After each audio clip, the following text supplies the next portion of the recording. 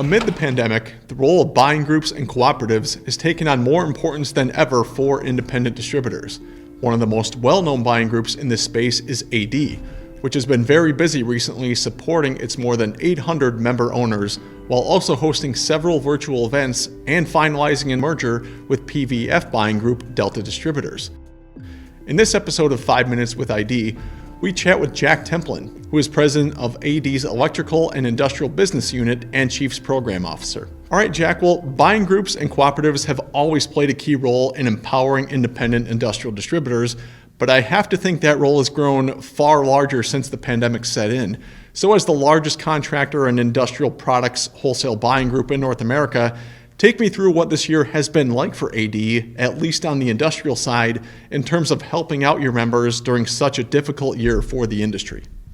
Yeah, I think it's really important. I mentioned this to Anna, is that, as a member-owned organization, you listen to your owners, you listen to the voice of the customers, and our members are our customers. And so they were asking for things and help that we had not previously had to do for them in the past. And we still had our regular functions that we did every day with them in terms of, our relationship with suppliers and rebates and all those kinds of things that buying groups are known for. But we were being asked for things that we really hadn't been asked to do before. We were being asked to for intelligence, what's going on in various in response to the pandemic. And so we launched a community site where it was actually an app where our members were exchanging best practice and ideas about how they were navigating everything from some of the legislative things that were going on, like PPP and all those kinds of things.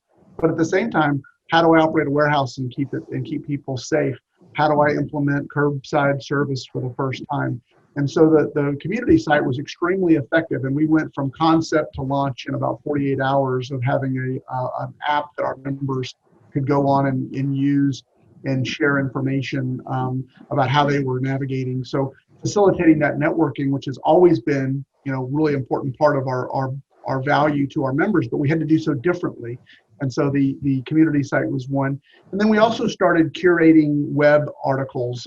There's so much information out there. We really found ourselves being asked to be a consolidator of information and getting relevant materials to the members. So we were publishing a best of the web weekly to our members about what are the things that we were seeing in the market out there about how to navigate the pandemic, from the safety of employees to strategies of going back to work and providing the correct environment, to maintaining employee engagement even though people are working from home, to I mentioned navigating some of the legislative things that were going on. And a lot of this stuff varied, as you know, by geography. So what was happening in California was different than what was happening in Florida or Texas. And in some cases, you could almost look at where the pandemic was at its worst in the early days and start to see, well, that may be what's coming our way as what was happening in, say, the Pacific Northwest in the earliest days.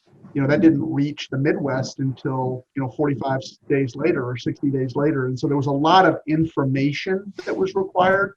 We've always done surveys as an example, but we went from quarterly surveys to weekly surveys, and we're publishing what we called frontline business intelligence reports for our members so that they could get a view of what was happening in the market by industry, by geography, and all of this was done literally like that. It wasn't anything that we were doing previously. So, to use a very common term that's been overused in the most recent days, this whole concept of pivoting to meet the needs of our members was absolutely a really important part of what we spent the earliest days of and even to this day, as we continue to work with our members to meet their needs in these unique times.